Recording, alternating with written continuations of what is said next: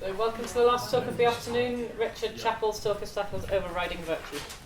Alright, thanks very much. So this is very much a kind of exploratory stage, work in progress. So I'm going to talk about some ideas. I'll sort of be raising two main sort of philosophical questions and making some initial suggestions about how I'm thinking of it, how I'm thinking about these questions, but very much welcoming suggestions for alternative ways to address these questions that I raise. So I'm looking forward to getting your feedback there.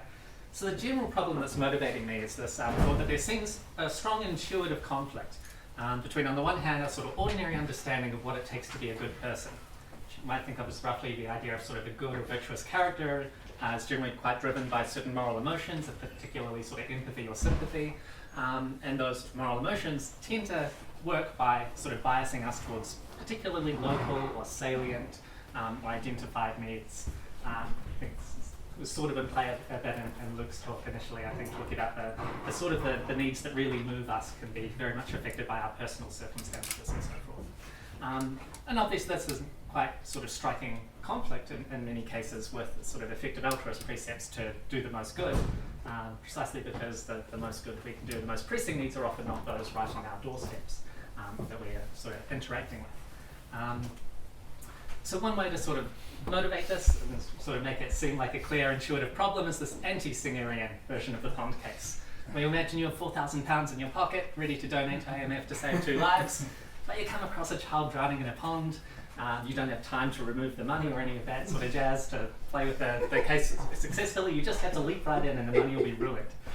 So do you jump in and save the one child in the pond, ruining the money that you could save, instead used to save 2 lives?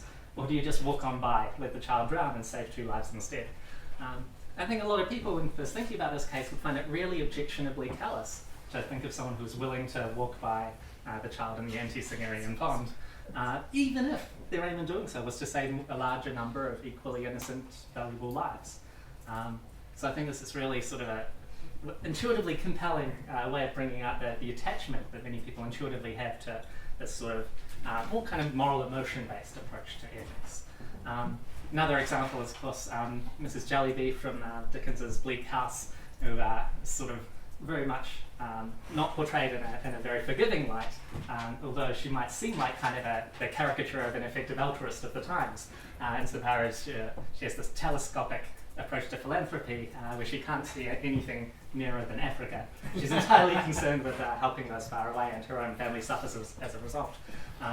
So it might actually be most effective for her to live that way. It's at least an open question, but it certainly doesn't seem praiseworthy, even if it were true that she actually was doing the most good by doing that.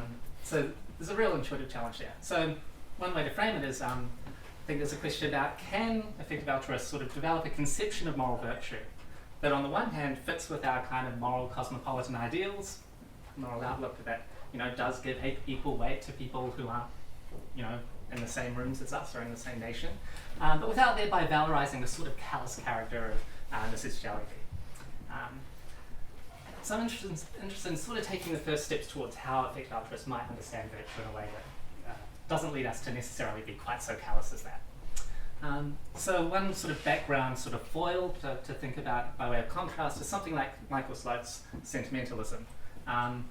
So there the focus is very much on whether our actions reflect or exhibit or express an absence or lack of fully developed empathic concern for or caring about others. So it's a bit of a mouthful of a sentence, but you get the general idea that what ethics is all about for Slote is basically living an empathetic life and acting in ways that express empathy for others.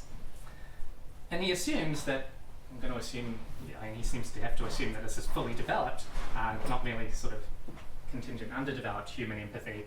He assumes that it's engaged more deeply or more forcefully by immediate or salient needs than by need known only by description.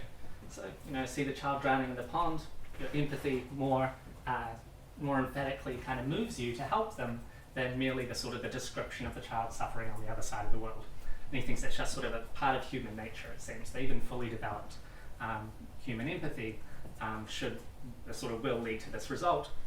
And as a result of this sort of approach to ethics, he actually ends up explicitly endorsing the rule of rescue, which I think is absolutely atrocious. But so background here, the rule of rescue is basically the idea that you should, for example, in sort of mine is collapsing kind of case, you should prefer to invest however much it takes to save those identified lives, even if you could save many more lives in the long run by instead investing that same money in sort of mine protection that would lead to fewer people being in that situation later. So he sort of explicitly endorses that sort of wastefulness. And you can kind of see how it follows from this idea, because it is sort of the thing that your moral emotions lead you to do. It would be hard to say no to the people who are in immediate gripping and need right before your eyes. And he says, the more sort of strategic utilitarian who is willing to bypass those in immediate need, to fail to rescue them in order to bring about better results, and say, however sort of morally rational it might seem in some sense, he thinks you wouldn't call such a person compassionate. It would not be compassionate, he thinks, to try to save them the greater number of lives, if you're willing to let those in immediate need right before your eyes suffer as a result. I'm not really sure about that, and we'll see some reasons for doubt actually, but it's at least that's sort of a background foil as sort of a challenge for effective altruists to grapple with. Okay, so my general reaction to Slote's sentimentalism, I think it just strikes me as way too complacent. It's sort of treating as sort of these biases that we have about those who are sort of directly before our eyes get sort of treated as sort of natural and therefore good, and we just have to accept them and not try to fight against them. It seems to me we should strive to do better, at least through our actions. When we can do better, we should strive to overcome those biases. Nonetheless, it does seem to me that there is something valuable in Slote's sort of approach and the general challenge he raises, and that it seems to me that he's at least on the right track for purposes of character evaluation, as opposed to assessing our reasons for action.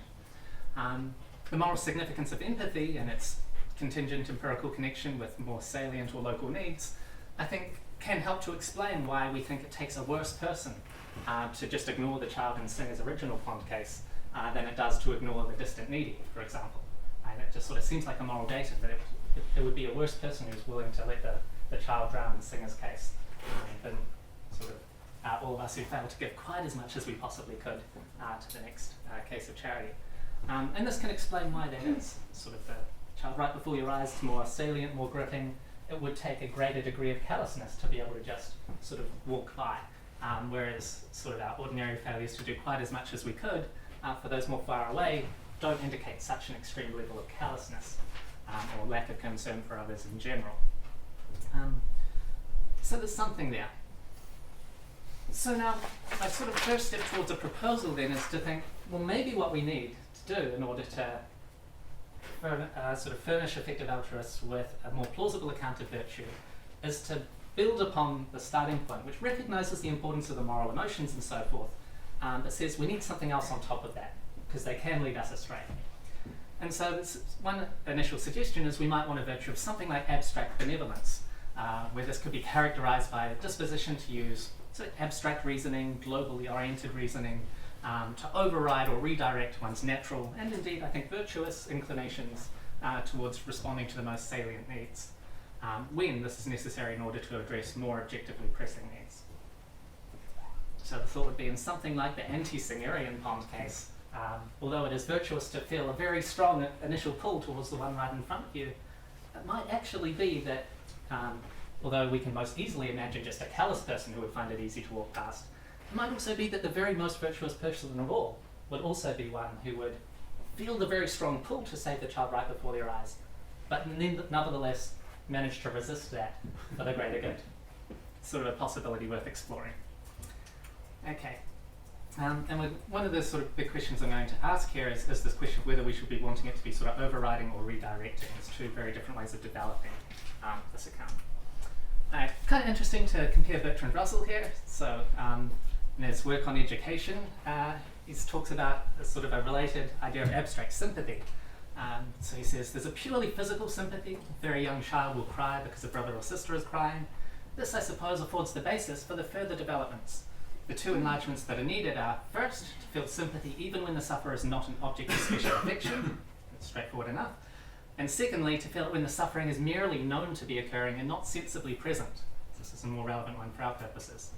The second of these enlargements depends largely upon intelligence, Russell thought, it may only go so far as sympathy with suffering which is portrayed vividly and touchingly as in a good novel, or it may on the other hand go so far as to enable a man to be moved emotionally by statistics. This capacity for abstract sympathy is as rare as it is important. So I really like this idea of being emotionally moved by statistics. Doesn't particularly happen to me, I'm sad to say, but I could see if it did happen to someone, that would be really, that would be really good. And I can kind of see that as being like, a big part of the effective altruist movement. I think there's a lot of people would be motivated by this kind of sort of moved emotionally to do the most good for these sorts of reasons.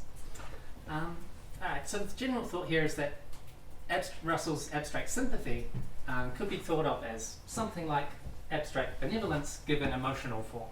So it's not just you're using pure reason now to override your sort of more biased virtues to do the most good, but actually your moral emotions themselves are in touch with this deeper moral fact about sort of the equality of all persons, and that actually leads you to be emotionally moved to do the most good. Okay, good. Alright, so this first question that I want to raise is the question of should we understand abstract benevolence as involving overriding or redirecting our more sort of biased virtues, sort of sympathy for those in front of us. So, more practical way of putting the question, how should effective altruists feel about passing by the local soup kitchen? Okay. So you decide your money can be more effectively used elsewhere, so you don't help out in the local neighbourhood. Should you feel torn about that, or should you feel sort of wholeheartedly okay about leaving the more local needs to their own devices? So question, should the ideal, sort of most virtuous effective altruist find their sympathy still activated, but simply overridden by the recognition that distant others are a more pressing need? Leaving the agent feeling torn here? Really feel the force of this person's need in your local neighbourhood, that you just sort of rationally appreciate that you need to move elsewhere, or even maybe have this competing emotional attachment to other needs? Or is it better to is it sort of more appropriate and virtuous for the agent to have their sympathetic impulses being wholeheartedly redirected? In which case, you would no longer have that kind of inner conflict, feeling torn and so forth, but just being wholeheartedly redirected towards doing the most good. So I'm more sympathetic to the former. I think the case for feeling torn seems more strong to me, so I'll set out why, but we'll see if you guys agree or disagree. Partly this is drawing on previous work that I've done. So it seems to me that in order to respect the separateness of persons, and the only way that we really should respect the separateness of persons, that we consequently should have distinct intrinsic desires for each distinct intrinsic good. So each separate person's well-being is something that we should have a separate intrinsic desire for, rather than merely having a desire for the aggregate, which then treats particular individuals as a mere constitutive means to the aggregate. So this is a way that consequentialists can sort of respect the separateness of persons. It means that when you come across trade-offs between different people's interests, you're actually sort of pulled in both directions, potentially feeling ambivalent rather than indifferent in a sort of exactly balanced equal trade-off case. And that seems sort of more morally appropriate to me. It's kind of a way of recognizing the separate reasons that each person's life and interests give rise to, rather than treating them as sort of completely fungible, as you would for sort of choosing between a $20 bill or two tens. That would seem kind of inappropriately instrumental attitude towards particular people's interests. So there's something really quite valuable about feeling torn, not valuable in the consequential sense, but valuable in the sense of appropriate. It's something morally appropriate and kind of accurate about feeling torn in the face of genuine moral trade-offs. Okay, so forced to choose between helping one person a little or helping another greatly, sure, we should most strongly favour helping the other more greatly, but we should still feel the separate pull of the former, the competing interest. For example, creates reasons for a kind of pro tanto regret. So you shouldn't necessarily, all things considered, regret making the value maximizing choice, because it's the right action to make. It's not overall regrettable, but it is regrettable in the respect that there's the separate person whose interests have been thwarted. That distinct value has been lost, and I think it's appropriate to have a kind of pro tanto regret about that aspect of the situation and of your decision, even if it's all things considered the right thing to do. I've already talked a little bit about fungible trade-offs, contrast with money. On the other hand, a case for going for the more sort of wholehearted redirection of your impulse. So, in a sense, not caring at all about the one child drowning before your eyes in the anti-Singerian pond case and just being wholeheartedly moved towards saving the two distant people. I think that the main reason that springs to mind that would support this would be something like a kind of unity of the virtues idea, the idea that maybe there would seem something strange or theoretically problematic about having one virtue, namely sympathy, of the sort of slope version, pulling you in one direction, while another part of your sort of virtuous agency pulls you in a completely different direction. And so the virtuous agent shouldn't have some kind of inner struggle or turmoil between the different virtues. I don't really know why anyone would think that. It doesn't appeal much to me. It seems a pretty weak reason, but I thought I'd throw it out there just in case maybe someone in the audience has a better idea than I do about how to develop an argument along those lines. I'd be very interested to hear it. Okay, so the general upshot then is that I think that the sort of the virtuous agent will empathise with local and salient needs, and I'm not sort of denying that part of Slope's picture. I think it is sort of an ordinary part of the sort of human virtuous agent, that you do have this sort of slight bias in your emotions towards those that are nearest to you. And so it is virtuous to empathise with these local and salient needs. But my suggestion is that it may be that we can still say that in all things considered, virtuous agent will override this. And perhaps ideally, override it with a sort of counterbalancing abstract sympathy, so it's as sort of another moral emotion that's doing the work, rather than being cold and calculating. But failing that, if you don't actually have the emotional motivation to do the work for you, the force of reason can be a perfectly legitimate stopgap measure. So that could do the trick, even if it's less than not as ideal. So that then brings me to the second question I have for you guys, which is sort of a structural question about how we can best understand this sort of idea of abstract benevolence in terms of a sort of a theory of the virtues. So should we understand abstract benevolence properly as a separate virtue in its own right, perhaps one that's of overriding importance and has the role of overriding other virtues that are less important, like the more sort of biased sort of sympathy? Or on the other hand, is it not itself a distinct virtue, but just something like the proper functioning of practical wisdom? If you have sort of a broadly Aristotelian picture, you've got various virtues, and then practical wisdom helps you to sort of implement them correctly. And so I'm not really sure too much how to think about this, and I don't have a lot of background in virtue ethics per se, so I'm sure there are people in the room who will be able to sort of help me out here. An initial thought was just that something like the more sort of emotional form of motivation corresponding to this, namely Russell's abstract sympathy, it could be argued that this really is just sort of fully developed human sympathy, in contrast to Slope's initial assumption that human sympathy fully developed still would have these biases. We could just deny Slope's assumption that that's really the full development. Certainly Russell would deny that. He thought you start with sympathy of this more restricted kind, and when fully developed, it actually becomes completely universal. And even sort of able to be moved by abstract statistics and so forth. So it could actually be that this isn't a new virtue at all, but just a full development of the old virtue of sympathy. That sort of seems quite compelling, I think. And then the suggestion could be that maybe we're then appealing to practical wisdom, something more like the role of reason, to fill in the gap for us when this is missing, in terms of the sort of suggestion I had on the previous page. Counterbalancing that with the force of reason if we don't have abstract sympathy to do the work for us.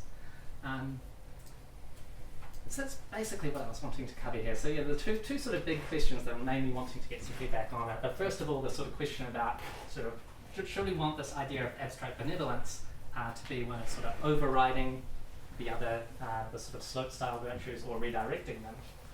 And then the second is the sort of structural question of, is this a distinct virtue? Is it just actually the fullest development of the familiar sort of virtue of sympathy? Or is it a more sort of rationalistic, practical wisdom, something like that? So look forward to hearing what you think.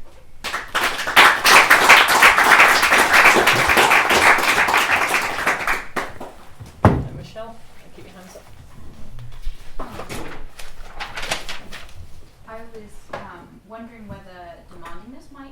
give a reason for going with the redirecting rather than overriding? Because it seems like this leads to a remarkably demanding theory where you both have to do the demanding action and feel really bad about it. Yeah, no, so it's an interesting suggestion. So it does seem right that, in a sense, if it were true that in a sense we really ought, it's morally appropriate to feel torn about these kind of cases, that would sort of be a sad truth, because it would mean that in order to be sort of virtuous people would have to be worse off than we might otherwise be, or at least have more negative attitudes and experiences from this whole sort of feeling torn.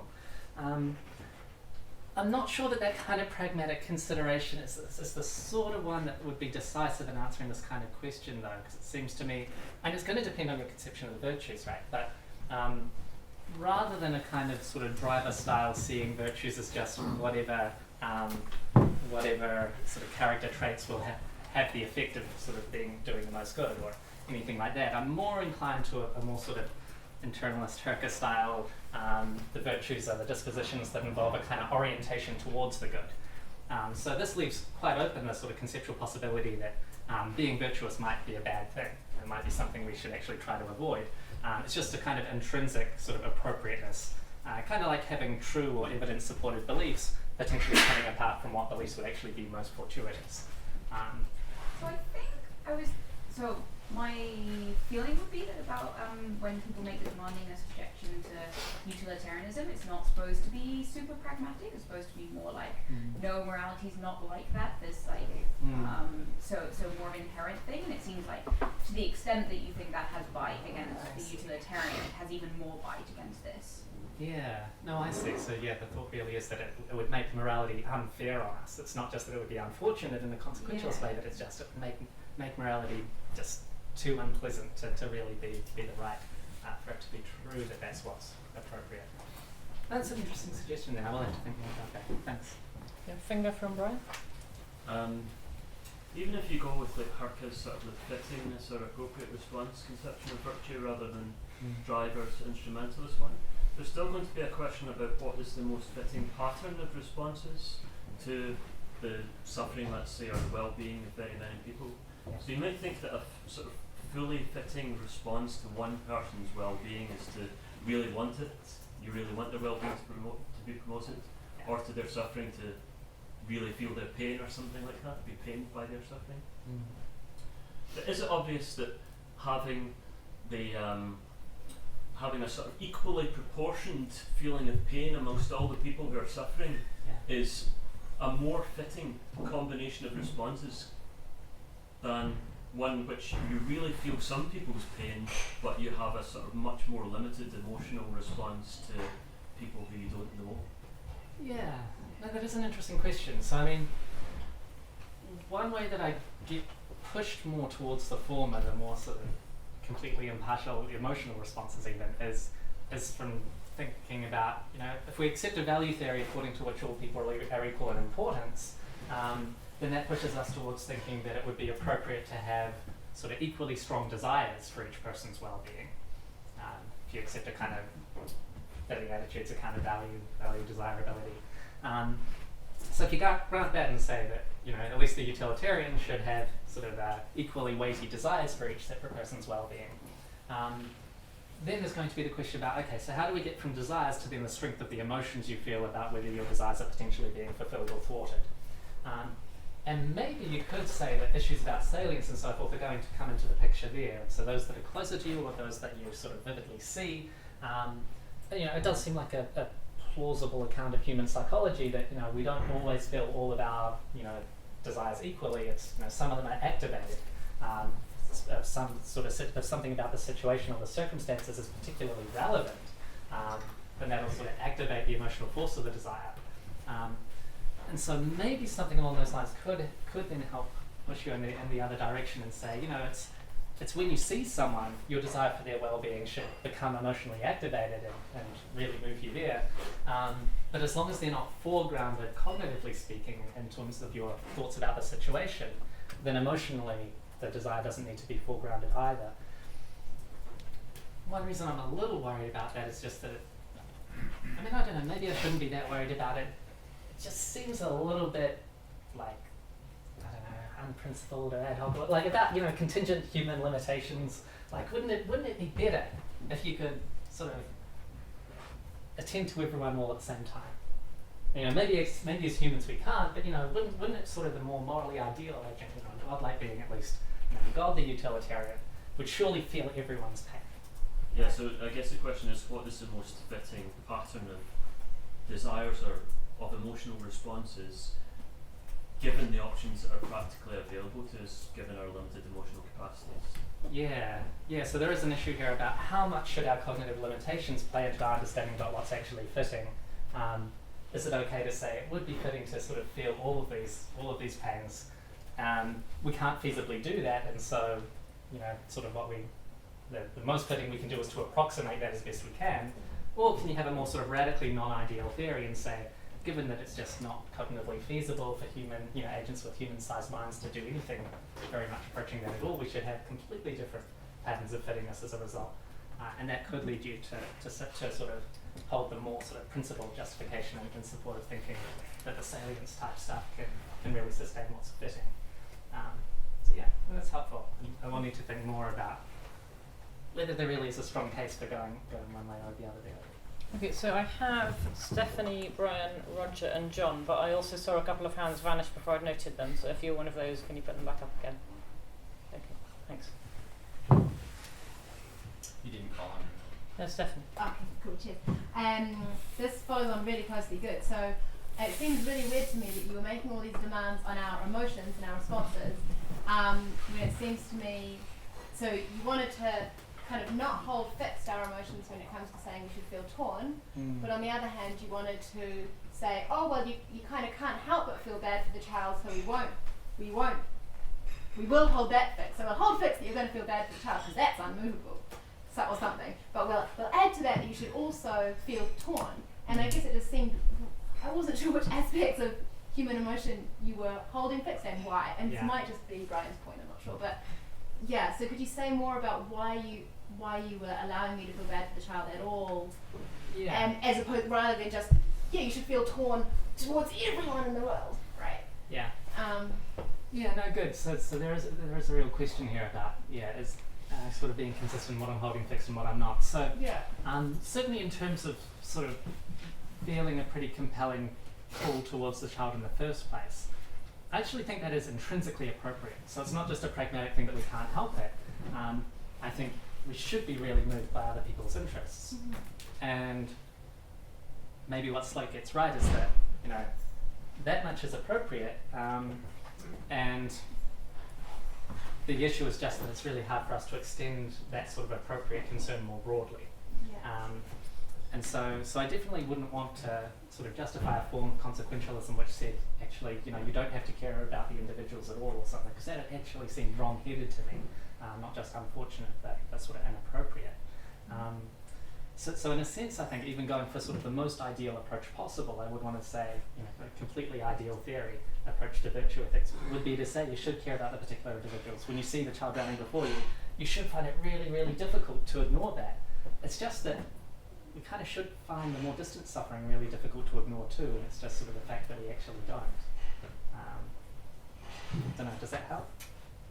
Kind of. I mean, I guess I would have thought it's very hard with utilitarian reason. I'm assuming it's utilitarianism rather than consequentialism that's really behind this. But I would have thought it's really hard with utilitarian resources to explain why I should give any kind of cognitive, conscious cognitive load to this one person out of 7 billion. I see. At all. I mean, that they get 1/7 billionth of my cognitive load. That's not even going to show up in my consciousness at all. But maybe this is a question about your earlier paper, which I have read, and I think I had thought when I read that as well, but so maybe it's not relevant to this project. But it seems, No, that is interesting. So there is an issue here about should we hold fixed the proportion of attention that they get, or should we hold fixed the absolute weighting that's deserved? And I was holding fixed the absolute weighting rather than proportion. But no, that is a good my cognitive question. load's only so heavy, and I'm not sure I should give half of it to one person out of 7 billion. But I should shut up. Okay, it's helpful. Thanks. Brian. I covered most of mine. Okay. Roger. Thanks. So I wanted to make rather a rough kind of historical suggestion which might have some implications for your project. So I think Aristotle would find this whole debate hard to kind of understand, because his ethics is very much grounded in the nature of human beings. So you look to see what human beings are like, and then you build your ethics on that. So I think the idea of abstract benevolence for him would be quite alien. How did the debate arise? I think it arose through the development of Christianity. So when you develop that kind of idea, you've got a God who is who loves everybody equally, and obviously there are lots of interpretations about what that might mean, but one obvious interpretation is some kind of impartiality. So then you've got the problem, how do we fit our Aristotelian common sense ethics onto that conception of God? And one strand of thought is obviously utilitarianism, where you say, look, we're just going to go for pure impartiality. Another strand is just to stay with Aristotle, and I think your project is kind of in between the two. Yeah. So you're trying to combine the Aristotelian idea with this post-Christian idea, which I think that's perfectly okay, but it may mean you're coming at things from, as it were, two sources. And just quickly on the structural question, I think the answer to that is in the post-Christian debates, and the answer would be abstract benevolence will be the same as practical wisdom if you've got a conception of God, as many have had, as dominated by abstract benevolence, because then if God creates the universe just so that we can be in it and be happy, that's the only reason. So there's nothing else for God to do other than maximise happiness. So given that practical wisdom is just the capacity to decide what to do, whenever he does that, he'll be being abstractly benevolent and vice versa. But then I think on another conception of God, he has other virtues, like justice. And there might be cases where God has to make things slightly worse, like he might have to punish people in the afterlife forever. Slightly worse. Because they've done naughty things. In which case, abstract benevolence would come apart from practical wisdom. And then you've got a real puzzle of Christianity. I mean, how could God do something so horrible? But that's not a problem for you. Yeah.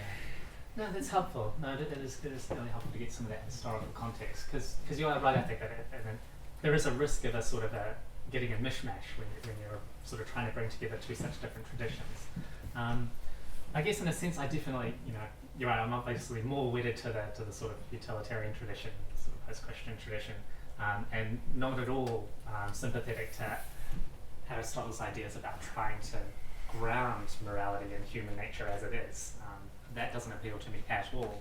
So I guess what I'm maybe more trying to do is to ask, can utilitarians, consequentialists more broadly, say plausible things about the goodness of character that maybe doesn't depend upon that sort of strictly Aristotelian approach of trying to explain good character in terms of our actual natures, but instead seeing it more as understanding character in terms of a kind of appropriate orientation towards the good.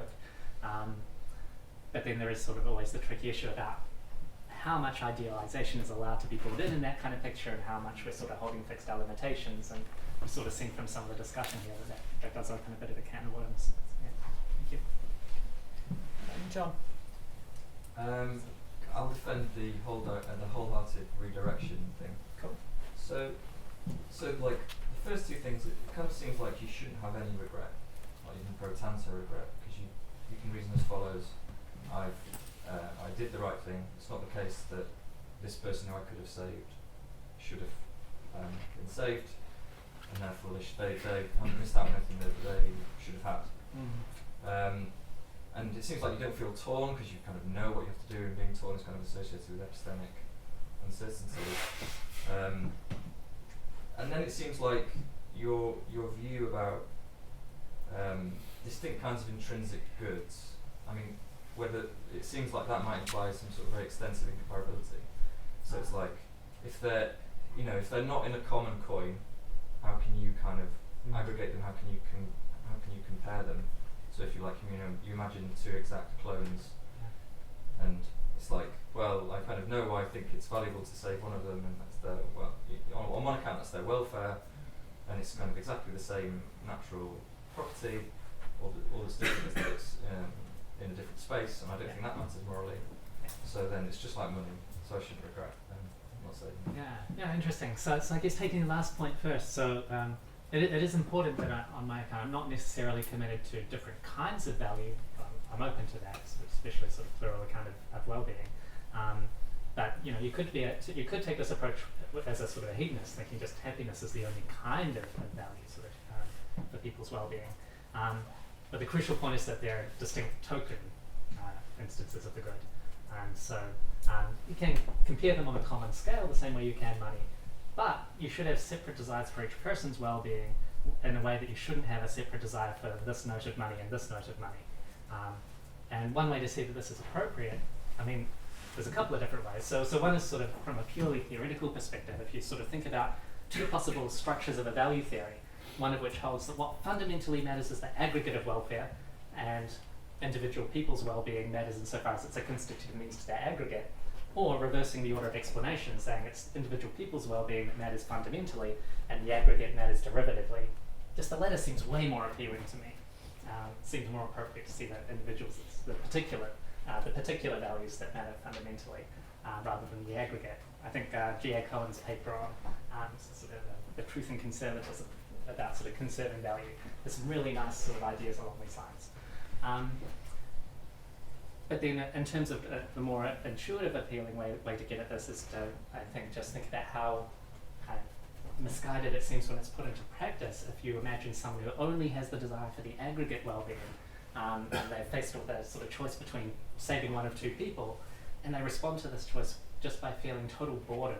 Like, this is just not a situation of any moral significance, which of two people lives and dies because it's the same total utility. It just doesn't seem like that's an appropriate response. You should feel torn, even though you should be torn equally in both directions. But it's not like a choice between a $20 bill or two quid. But so that might be like consequentialism is kind of quite a radical sort of revision of what morality requires of us, right? And of why things are wrong or right. So that might just be like one of the analogous, or might actually be an instance of, or be analogous to a bias that you kind of want to rule out in other cases. I guess it could be. I mean, I guess the thought I was thinking, if you can preserve the sort of this kind of respect for persons within a broadly consequentialist framework, which still has the essential results of getting us to push one individual in front of a trolley to save five and all that good stuff, then why not? There's sort of no cost in terms of the recommended actions. But yeah, so in terms of getting to the crucial point about regrettability, I guess there is sort of the core of the disagreement is this question: does it make sense to have sort of pro tanto regret when it's not all things considered regrettable? And it does seem to me that there is room for the separate concept of pro tanto regret, even when it was the right choice. There can be, I think, even in prudential cases where it's not anyone else harmed, but you have to make a choice whether to become a poet or a philosopher. And you can see whichever way you go, there's going to be an important kind of value that's missing from your life that there otherwise could have been. And it might make sense to feel a kind of pro tanto regret whichever way you go, even though you're not making a mistake in any sense. So I guess I'm more sympathetic to those sort of wishy-washy intuitions than you are. Suzanne. Of many points. I had Michelle's question in the beginning.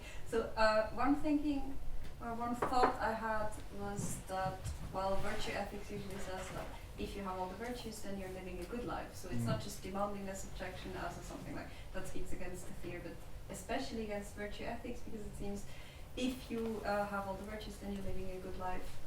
I mean, that seems to be an assumption that is often made. But then it seemed to me you could still go with torn and still lead a good life, simply in the sense that the situations where it's actually true that immediate sympathy speaks in favor of doing one thing, and what you call abstract sympathy speaks in favor of doing something else. It's not like these situations are that often present, actually. So if it's not, I mean, yes, all the time we make sacrifices in the sense that we're not saving some people's lives when we're saving other people's lives, but if the tornness especially arises when there's suffering in front of us, but we have to decide to not relieve that in order to do the more effective thing. Maybe that doesn't happen that often. And one other thought was human. I mean, so maybe if you ask, is abstract sympathy a separate virtue? Well, maybe unmediated sympathy is just not a virtue at all. That's more like a non-voluntary mechanism that if you're not a psychopath, you will have it. You will be affected by the feelings of others. And the virtue is just benevolence. And it needs to be, well, given the unity of the virtues, so you need practical wisdom as well. Basically, benevolence is just the disposition to react in appropriate ways to the suffering of others. So maybe you only need one virtue, and this Lothian sympathy, where you're just affected when you see suffering, that could just be Humean sympathy. That's not a virtue at all. I don't know if that helps. Yeah, no, that's helpful. I will need to consider that proposal a bit more. In terms of the earlier worries, so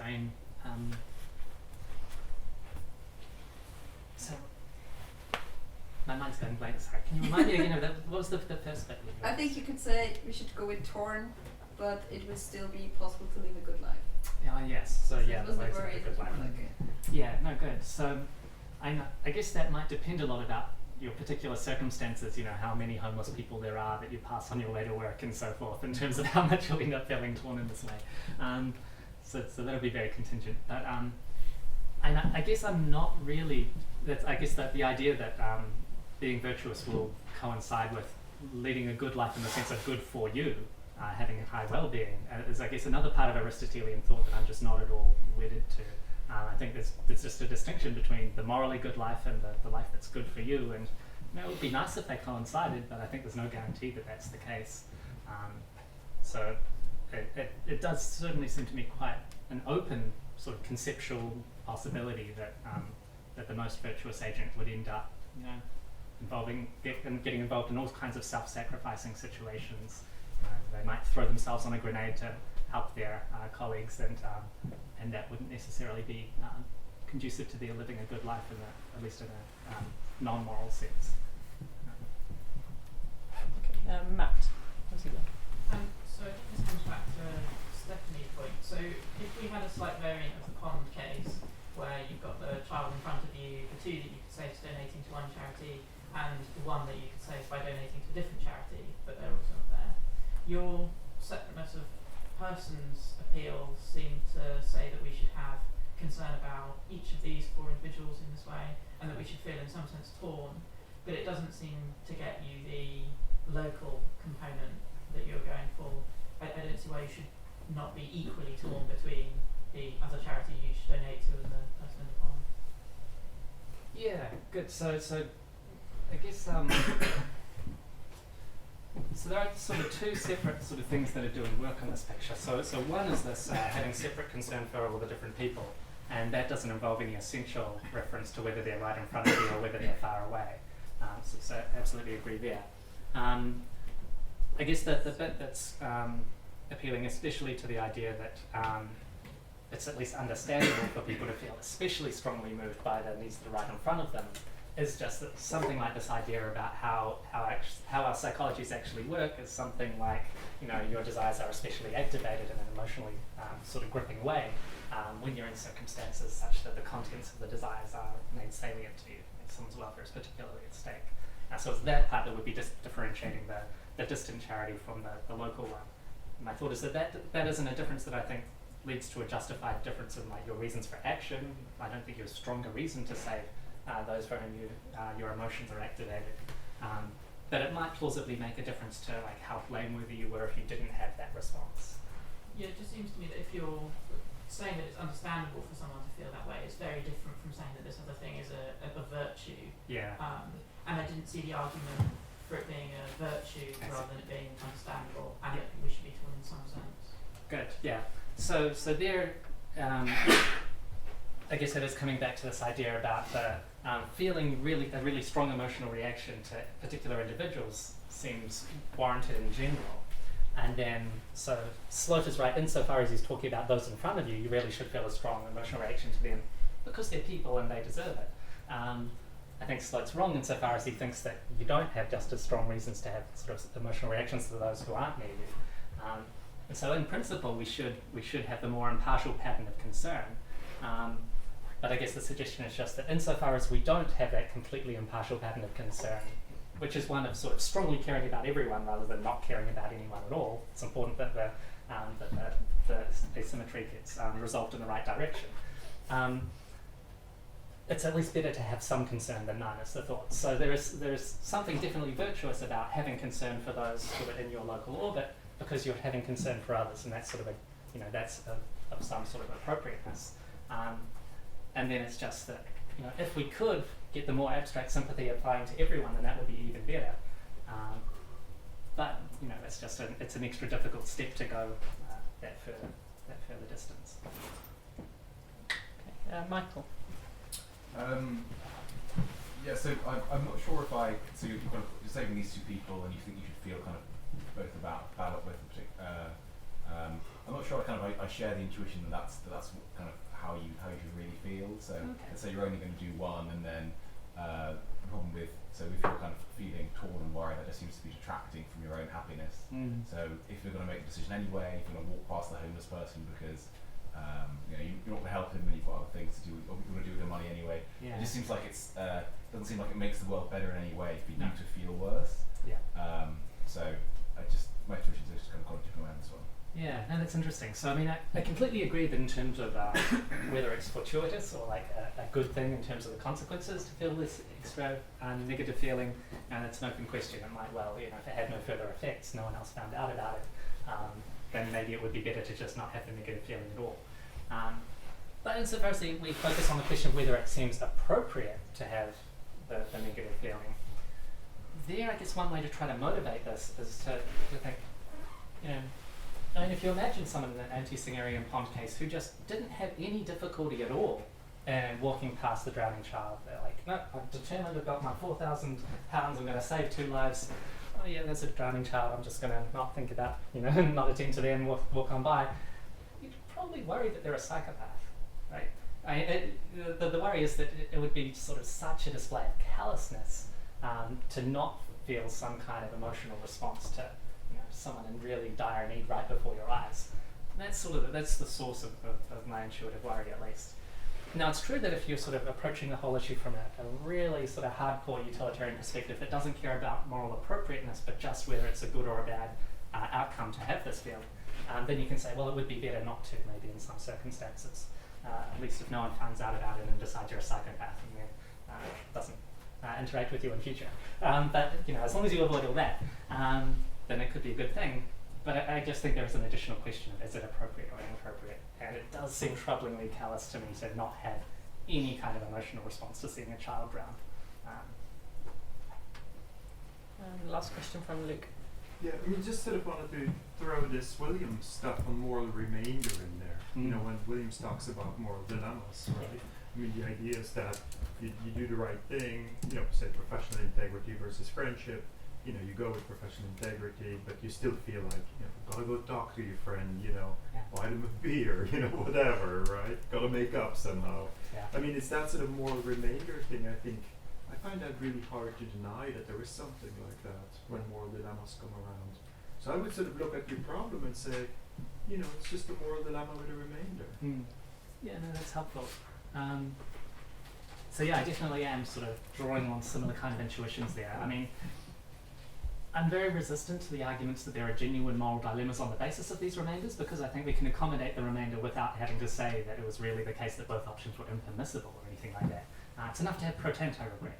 So I want to avoid the commitment to moral dilemmas, but the phenomenon of having this realization that there is a moral remainder here, that there was something genuinely regrettable about the action, even though maybe it was the right action, that I want to be able to accommodate. And yeah, that's helpful. Okay, thanks. Okay, so brief logistical thing before we thank Richard again. The schedule says we'll go to the pub at 6 o'clock, but it's now 5:20, so that seems arbitrary. For those who want to go straight to the pub, Theron is going to lead the charge starting sort of now-ish. If you want to join us separately later, it's the Royal Oak, and it's very close to here, so you go back out of the front entrance of college, and then it's on the opposite side of the street and a little bit to the left, but only sort of 100 yards or so up the road from there. So let's thank Richard again. Thank you.